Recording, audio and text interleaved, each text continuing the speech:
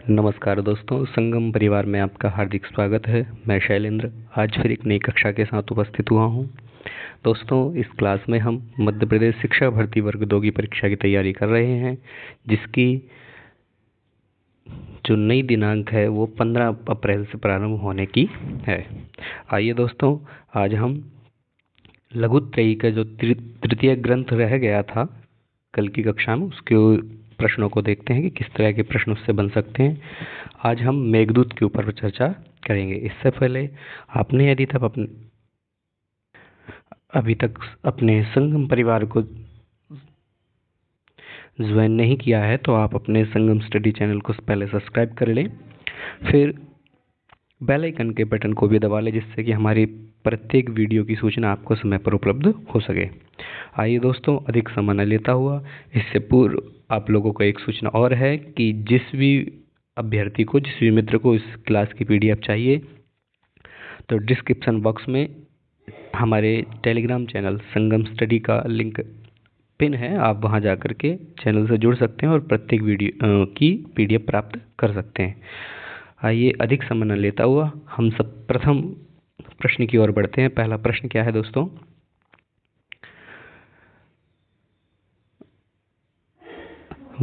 जैसा कि मैंने बताया कि लघुत्रयी का जो यूनिट नंबर 13 में है, मेघदूत के बारे में पढ़ रहे हैं। तो मेघदूत का पहला प्रश्न, जब हम इसके लेखक इत्यादि के विषय में जब कवि परिचय पढ़ रहे थे, महाकवि कालिदास के विषय में हम पढ़ चुके थे, तो जो प्रश्न छूट गए हैं या नए प्रश्न, उनके बारे में चर्चा करेंगे। पहला प्रश्न है दोस्तों, मेघदूतम कति भागेषु विभक्तम अस्ति। जो मेघदूत है वो कितने भागों में विभक्त है? तो आप सभी जानते हैं मेघदूत 2 भागों में विभक्त है। कौन कौन से? एक पूर्व मेघ और एक उत्तर मेघ। ठीक है। पूर्व मेघ में क्या है, कितने श्लोक हैं दोस्तों पूर्व मेघ में? पूर्व मेघ में है 67 श्लोक। ठीक है। और उत्तर मेघ में कितने हैं? उत्तर मेघ में है 55 श्लोक। ठीक है, ये भी आप याद रखेंगे। आइए अगले प्रश्न की ओर बढ़ते हैं। मेघदूतस्य नायकः कीदृशः। पहले तो हमें ये पता होना चाहिए नायक कितने प्रकार के होते हैं। तो नायक 3 प्रकार के होते हैं। ठीक है, सॉरी 4 प्रकार के होते हैं। धीर प्रशांत, धीर ललित, धीरोदात्त और धीरोधत्त। यहाँ पर अब धीरोधत्त करिएगा दोस्तों, धीरोधत्त। ठीक है, भीम इसी कैटेगरी का कह सकते हैं, भीम नायक है ना। आइए तो इस प्रश्न की ओर बढ़ते हैं कि नायक कितने प्रकार के होते हैं। ये तो पहला प्रश्न तो आपको पता लग गया, 4 प्रकार के नायक होते हैं। ठीक है, या ऐसा प्रश्न पूछ लिया है नायकः कति विधः, नायक कितने प्रकार के हैं, तो आपको उत्तर करना है चत्वारः। ठीक है। दूसरा, इस जो मेघदूत नामक ग्रंथ की जिस पर हम प्रश्नोत्तरी कर रहे हैं, इसमें जो नायक है वो क्या है? धीर ललित नायक है। सॉरी, धीर ललित नायक है। ठीक है। धीरोदात्त कौन है? दुष्यंत कौन है? धीरोदात्त नायक है। ठीक है। धीर प्रशांत अर्थात प्रकरण ग्रंथ में जो नायक होता है वो धीर प्रशांत होता है। अश्व घोष का जो नायक है वो भी धीर प्रशांत है। दूसरा, मृच्छकटिक का जो नायक है वो भी धीर प्रशांत है। मृच्छकटिक का नायक कौन है? मृच्छकटिक का नायक दोस्तों कौन है? चारुदत्त। ठीक है। चलिए अगले प्रश्न की ओर बढ़ते हैं। अगला प्रश्न क्या है हमारा? मेघदूते दूतस्य कल्पना कुतः गृहीता अस्ति। जो मेघदूत है, इसमें महाकवि कालिदास ने जो दूत कल्पना की है, ये कल्पना कहाँ से ली गई है ना? क्या रामायण से है, महाभारत से है, ब्रह्मवैवर्त पुराण में है, तथा क तथा ख। देखिए दोस्तों, ये जो 2 ग्रंथ ऊपर दिए हैं, कौन कौन से? रामायण और महाभारत। तो रामायण में दूत हनुमान जी थे, है ना, और महाभारत में श्री कृष्ण दूत का कार्य करते हैं उद्योग पर्व में। ये भी आपको याद रखना है, कृष्ण किस पर्व में दूत बन करके जाते हैं ना? ब्रह्मवैवर्त पुराण में। तो जैसा कि हमें पढ़ने में आता है कि रामायण और ब्रह्मवैवर्त पुराण के आधार पर ही महाकवि कालिदास ने मेघदूत में दूत की कल्पना की है। तो इस प्रश्न का जो उत्तर होगा वो है क तथा ग। ठीक है, क यानी रामायण से, हनुमान जी से, ग तथा ब्रह्मवैवर्त पुराण में। ठीक है, ये कथा वहाँ पर भी हमको ऐसे देखने को मिलती है। वहीं पर यक्ष और यक्षिणी, जो इसके नायक और नायिका हैं। यक्ष कौन है? नायक है, और यक्षिणी क्या है? नायिका है। और कालिदास ने इन दोनों के नाम नहीं दिए हैं, परंतु यक्षिणी का नाम विशालाक्षी ब्रह्मवैवर्त पुराण में मिलता है। क्या नाम है? विशालाक्षी। ये प्रश्न भी आप नोट कर लेंगे ना। एक प्रश्न आपका ये हो गया है, एक नायक नायिका का हो गया है, और एक ये दूत कल्पना कहाँ से ली गई, तो इसका है ग। ठीक है, चलिए अगले प्रश्न की ओर बढ़ते हैं दोस्तों। कश्चित कांता विरह गुरुणा इति कस्य मंगलाचरणम अस्ति। यह जो मंगलाचरण है वो किसका है? तो ये आप जानते हैं मेघदूत का है। इस मंगलाचरण में छंद कौन सा है दोस्तों? छंद है मंदाक्रांता। मंदाक्रांता, ठीक है। इसके साथ ही कुमार संभव का कौन सा मंगलाचरण है? तो अत्युत्तरस्याम दिशि देवतात्मा हिमालयो नाम नगाधिराजा, हमने कल पढ़ा है।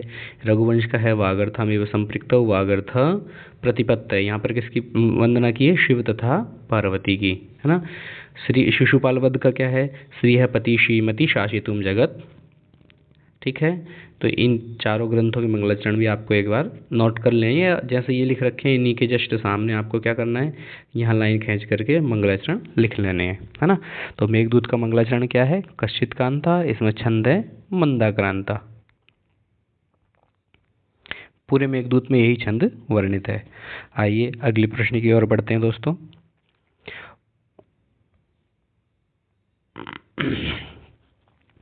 मेघदूतस्य मंगलाचरणस्य प्रकारो अस्ति। मेघदूत का जो मंगलाचरण है वो किस प्रकार का है?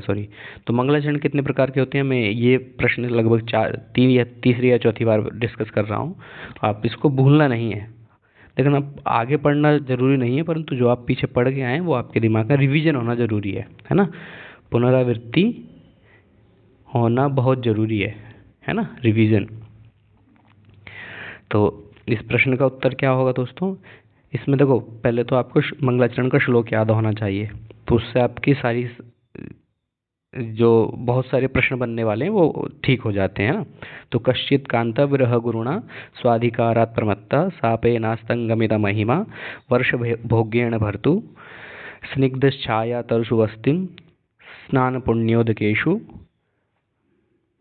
सॉरी, तीसरी लाइन है, यक्षश्चक्रे जनकतन्या स्नान पुण्योदकेषु स्निग्धच्छाया तरसुवस्तिम रामगिरियाश्रमेषु। अर्थात ये पहला श्लोक आप याद कर लेंगे तो बहुत सारे प्रश्न इसी से बनते हैं, और जो जो बनेंगे मैं उन पर आगे बात भी करूंगा ना।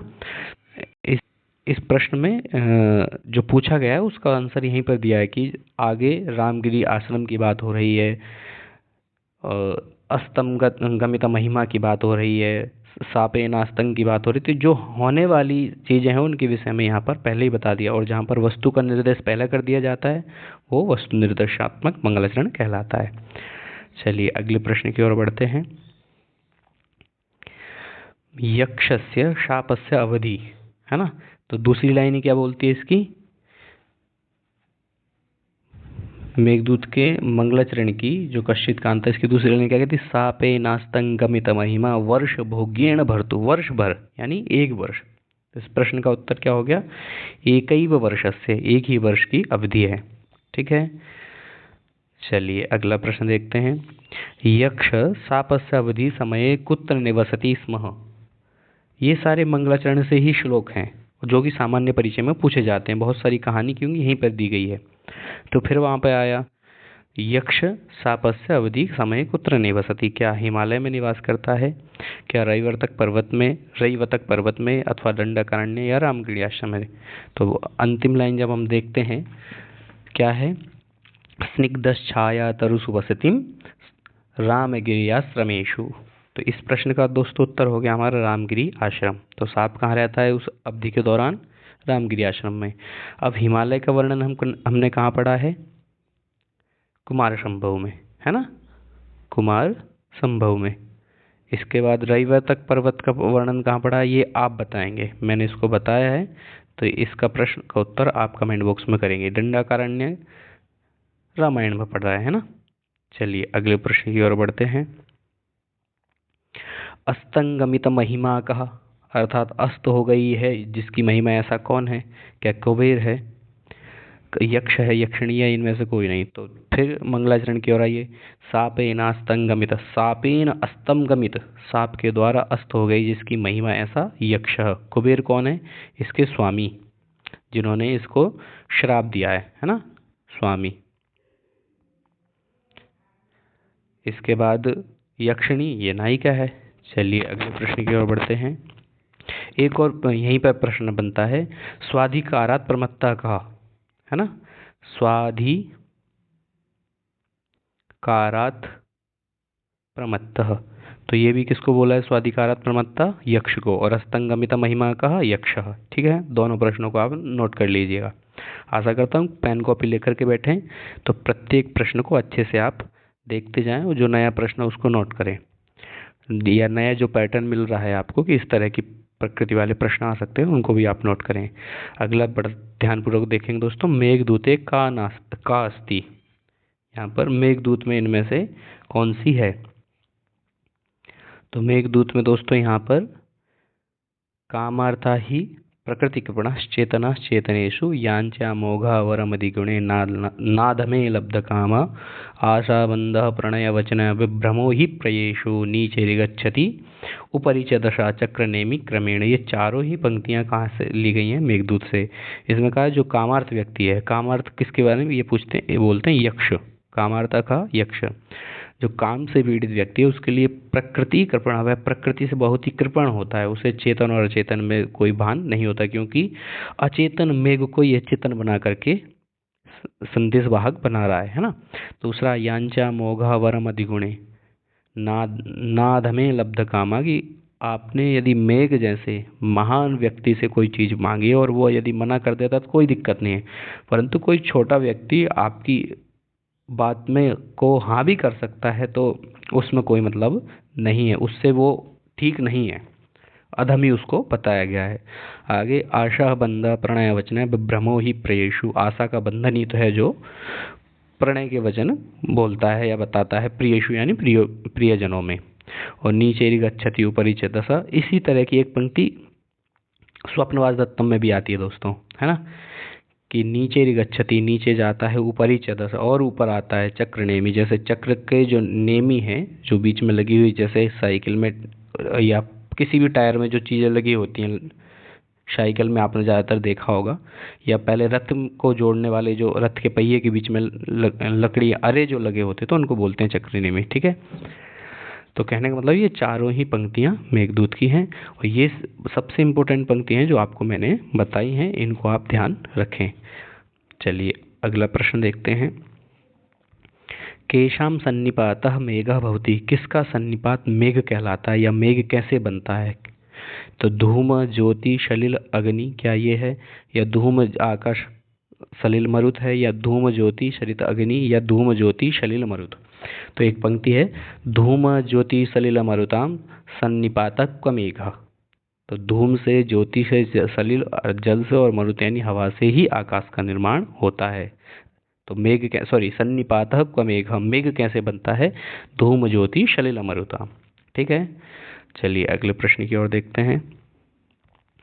पुष्करावर्तक कस्य वंशोऽस्तौ, ये पुष्कर और आवर्तक ये किसके वंश है? क्या कुबेर का वंश है, यक्ष का है, मेघ का है, या यक्षिणी का है?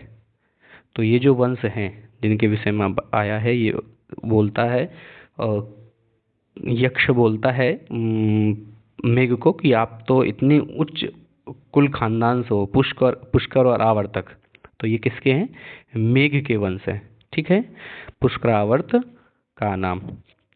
चलिए अगला प्रश्न देखिए। संतप्तानम त्वमसि शरणम, इस पंक्ति में अत्र त्वम कह, त्वम कौन है? क्या कुमेर है, शिव है, गगन है, मेघ है? तो यहाँ पर भी कहता है कि जो संतप्त व्यक्ति हैं, काम से जो पीड़ित व्यक्ति हैं, उनके लिए मेघा, जब मेघ आते हैं, बादल आते हैं, तो जो प्रेमी गण हैं उनके लिए आनंद का एक पल होता है। तो उसके विषय में कहता है कि संतप्त व्यक्तियों के आप ही तो शरण हैं, आप ही तो एक पारावार हैं, है ना। कौन? मेघ। कौन ये पंक्ति बोलता कौन है? यदि ऐसा आ जाए कि इदम कथनम कस्य, तो यक्षस्य। ठीक है, या कह कम प्रतिवदति, तो कह यानी यक्ष, और कम प्रति मेघम प्रति, ठीक है, इस तरह के प्रश्नों के लिए भी आप तैयार रहें। चलिए अगला प्रश्न, जीवितम में द्वितीयम इति कस्य कथनमस्ति। ये जो प्रश्न आया है कि जीवितम में द्वितीयम, यह किसने बोला है? क्या यक्षिणी बोलती है यक्ष के लिए, या कुबेर बोलते हैं, या मेघ बोलता है, या यक्ष बोलता है? तो जब अलकापुरी में जाती है यक्ष को बोलता है, तो जब बोलती है कि यक्ष बोलता है मेघ को कि जब उससे मिलोगे तो वो मैं जीवितम में द्वितीयम, मेरा ही दूसरा जीवन वह उसमें दिखाई देगा। तो यह यक्ष की पंक्ति है। किसके लिए बोलता है? यक्षिणी के लिए। ठीक है, यदि यहाँ पर पूछ जाए द्वितीयम में जीवनम किम, तो यक्षिणी, और मे अर्थात यक्ष। ठीक है, ये दो प्रश्न और भी बन सकते हैं इस पंक्ति से। आइए अगले प्रश्न की ओर देखते हैं। सबसे इम्पोर्टेंट प्रश्न, मेघदूत से इस तरह का प्रश्न जरूर आता है, तो आप एक बार जो मेघ है, मेघ का जो मार्ग है उसको अच्छे से पढ़ लें, या यदि आपको चाहिए तो कमेंट बॉक्स में मैसेज डालें कि मेघ का मार्ग, तो मैं एक वीडियो उस पर भी बना दूंगा, है ना। चलिए, मेघ का मार्ग क्या है? यदि आप चाहते हैं तो मेघ का मार्ग करके कमेंट बॉक्स में कमेंट करें, तो उसके लिए आपको एक सेपरेट वीडियो मिल जाएगी। चलिए अगला प्रश्न देखिए, क्या है? यही मेघस्य मार्ग सर्वप्रथम के, जब मेघ अब रामगिरी आश्रम से चलता है तो सबसे पहले कौन सा देश आता है ना, या यक्ष के भेजने पर? तो सबसे पहले आता है दोस्तों मालदेश। फिर 4 प्रश्न मैंने आपके लिए यहीं दे दिए। मालदेश से आम्रकूट पर्वत, आम्रकूट पर्वत की जो तुलना है ये स्त्री के स्तन से की है ना। ये भी प्रश्न आ जाता है। ठीक है, और फिर दशारण देश का वर्तमान क्या नाम है, ये आप लोग बताएंगे, वर्तमान नाम क्या है। ठीक है, और फिर नीचे ही पर्वत, अर्थात ये क्रम से आता है। तो पहला मालदेश, ठीक है, और पहला जो भाग है अर्थात पूर्व मेघ में ओनली कुबेर का मेघ का मार्ग ही बताया गया है ना, क्योंकि अगला ही जैसा आएगा तो वो अलकापुरी में पहुंच जाता है, और पहला जो श्लोक है वो अलकापुरी के वर्णन से, उत्तर मेघ का पहला श्लोक अलकापुरी के वर्णन से प्रारंभ होता है, फिर अलका का वर्णन होता है ना। चलिए अगला प्रश्न देखते हैं।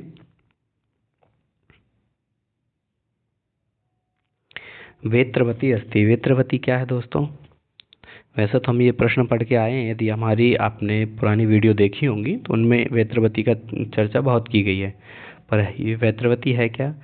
क्या नदी है, सखी है, सेविका है, शिला है, या नदी है? तो दोस्तों यह नदी है जिसका वर्तमान नाम क्या है? बेतवा, जो कि विदिशा जिले में बहती है ना। बहुत स्थानों पर बहती है पर वर्तमान में देखी जाती है। ठीक है, चलिए मध्य प्रदेश के अंदर अगला प्रश्न देखते हैं हम। अलकापुरेः वर्णनम कस्मिन् भागे अस्ति। अलकापुर का वर्णन अभी मैं आपको बताया है कि पूर्व मेघ में मार्ग और उत्तर मेघ में अलका का वर्णन। ठीक है, अलका के बाद फिर अलका के महलों का, फिर वहाँ के फिर यक्षिणी का वर्णन प्रारंभ होता है। ठीक है, चलिए इस प्रश्न का जो उत्तर है उत्तर मेघ। आइए अगला प्रश्न देखते हैं दोस्तों। सृष्टिराद्येव धातु कः अस्ति। वेरी इंपॉर्टेंट प्रश्न है ये, कि सृष्टि की आद्य धातु क्या है? क्या उज्जैनी है? तो उज्जैनी यक्षिणी है, अलकापुरी है, या रेवा है। रेवा किसका नाम है? नर्मदा का। ठीक है, नर्मदा का एक नाम है मैकाल श्रुता। ये तीनों नाम आप याद रखेंगे, कौन सा पूछ लिया जाए कुछ नहीं पता है ना। चलिए अगला प्रश्न देखते हैं इसी में। उज्जैनी के बोले स्वर्ग से लाए, स्वर्ग का कोई टुकड़ा है ना। जैसे कोई कहीं किसी स्थान में मान लो स्वर्ग है, तो स्वर्ग का टुकड़ा कौन है? उज्जैनी। स्वर्ग से उठा करके एक छोटा सा नगर वहाँ पर रख दिया है। यक्षिणी के लिए ही आया है, सृष्टि की आदि धातु कहा यक्षिणी। ठीक है, चलिए इस प्रश्न का जो उत्तर है हमारा ख। प्रश्न नंबर 18 देखें। मंदार की मस्ती, मंदार क्या है? क्या कोई सेवक है, भवन का नाम है, वृक्ष है, या पशु है?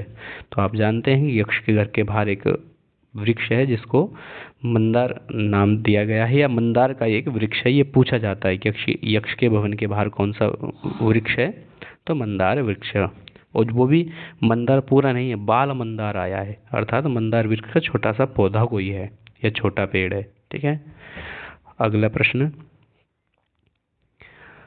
कलभ तनु किम भवती कलभतनु किसको बोलेंगे? क्या सिंह शिशु? जैसा कि वर्तमान में छावा पिक्चर चल रही है तो शायद आ जाए ये प्रश्न, है ना। तो क्या चटका है, या अश्व शिशु है, या गज शिशु है? तो कलभ यानी हाथी का जो बच्चा है उसको बोला जाता है कलभ शिशु। ठीक है, चलिए अगले प्रश्न की ओर बढ़ते हैं। और आज की प्रश्न श्रृंखला का ये अंतिम प्रश्न, माध्यमी मंडपस्य कुत्र वर्णितम? माध्यमी मंडप का वर्णन कहाँ पे आया है? तो मेघदूत में। ठीक है, शिशुपाल, इसमें कितने सर्ग हैं चलिए बताइए। शिशुपाल 20, इसमें श्लोक 24,000 और इसके 3 भाग हैं। यदि आप जय, भारत और महाभारत, एक प्रश्न और, जय में कितने श्लोक हैं? 8,000 श्लोक हैं। भारत में 24,000 और महाभारत में 1,00,000 आप जानते हैं, तो इसका भी याद रखें। महाभारत में 1,00,000, जय में 8,000 और भारत में 24,000। ये भी आप याद रखें, ये प्रश्न पूछे जाते हैं। चलिए, तो आप लोगों का बहुत बहुत धन्यवाद दोस्तों, आपने वीडियो को ध्यानपूर्वक सुना और आशा करता हूँ आपको इससे अवश्य ही लाभ मिला होगा। हाँ, अभी तक जिन साथियों ने वीडियो को लाइक नहीं किया है तो वीडियो को लाइक करें, अपने दोस्तों के साथ शेयर करें जिससे उनको भी इस प्रश्नोत्तरी का लाभ मिल सके। साथ ही अभी तक जिन दोस्तों ने चैनल को सब्सक्राइब नहीं किया है तो चैनल को सब्सक्राइब कर लें, जिससे कि आपको हमारी प्रत्येक वीडियो का लिंक समय पर उपलब्ध हो सके। जिन अभ्यर्थियों को, जिन मित्रों को इस क्लास का PDF चाहिए वो हमारे टेलीग्राम चैनल पर जुड़ें, उस पर भी संगम स्टडी इस तरह का एक लोगो लगा हुआ है, तो आप वहाँ पर जा कर के प्रत्येक वीडियो की PDF प्राप्त कर सकते हैं। दोस्तों फिर मिलते हैं एक नई वीडियो के साथ, कुछ नए प्रश्नों के साथ, नए विषय के साथ। नमो नमः, धन्यवाद।